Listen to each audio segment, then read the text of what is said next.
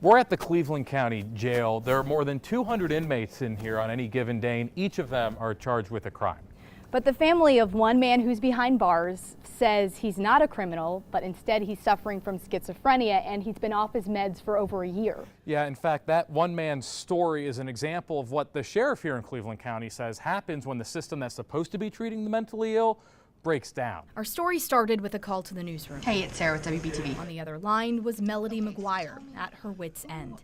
She'd been trying to get her cousin, Patrick Hunt, help for his mental illness to no avail. Shelby 911. His story starts with a call to 911. 146 of them, to be exact. Patrick.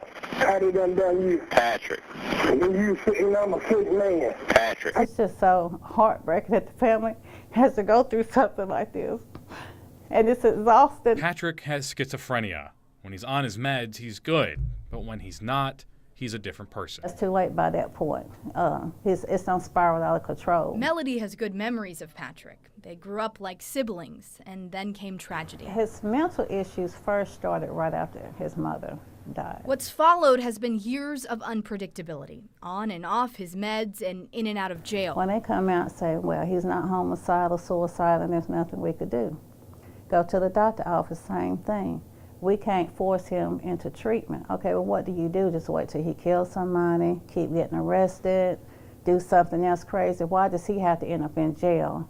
Okay, at what point do you say, hey, he's saying I need help? Maybe this was a cry for help in 2008, when he stole an ambulance, led police on a chase, and crashed it into the home his mother lived at before her death. He was arrested for that. Or the time police were called because he was standing in the road shouting. Okay, so what can I do for you? And last month, when he was arrested for, you guessed it, making too many calls to 911. I did not have time to listen to you just rant. Do you want to speak with an officer? Do you want me to send an officer out to your home?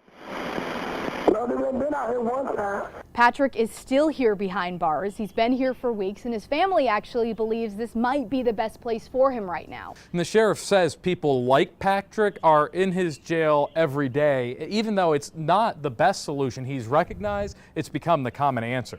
We'll hear from him in part 2 of our investigation coming up. I can sleep in the graveyard. This is the call that landed Patrick Hunt in jail most recently. Okay, so what can I do for you? You can tell the operator's frustrated. He calls a lot. I did not have time to listen to you just rant. He's now been in jail for weeks, and his cousin says it may actually be the best way to treat his schizophrenia. Cleveland County Sheriff Alan Norman says it's not uncommon to see mentally ill inmates like Patrick behind bars. I'll just put it bluntly, local jails are becoming a depository or a dumping ground for mentally ill. And Norman says that's a problem. Jails are made for detention, to be held inside a detention center, waiting a hearing in a court of law, and it's not a mental health holding facility. But that's what you've become. And that's what we have become across the state. The sheriff says his staff deals with so many mentally ill inmates that he's now exploring ways to get specialty mental health care because right now there isn't any. Even though we know that they're diagnosed with some mental issue, all we can provide through our health provider is some type of counseling, and there's no actual medication that's delivered from our healthcare provider here at the local jail. You don't want me to get him out of jail, which nobody has to stay in jail, but it's sad that that's the best place for a person right now because of what they're going through. Melody McGuire has seen the headlines. She knows what can happen when the mentally ill go untreated, and she's afraid of what could happen if Patrick continues to go unmedicated. How many people got to get killed by mentally disabled people before somebody say, hey, maybe Congress or the government, something like, hey, maybe we need to reevaluate these laws. I don't know. Behind bars at the Cleveland County Jail, Melody says Patrick is more stable than he's been in years.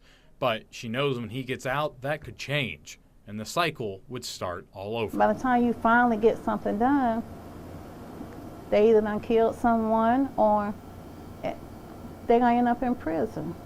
Melody believes her story is a common one in that she is representing a lot of other families who don't know where to turn for help. Yeah, and you again see that by just the number of mentally ill here in jails in Cleveland County and all across the region. I asked the sheriff what did he think was the answer to this problem. He said he didn't know, but it was going to take a lot of work and input from people at all levels of government to figure out a solution.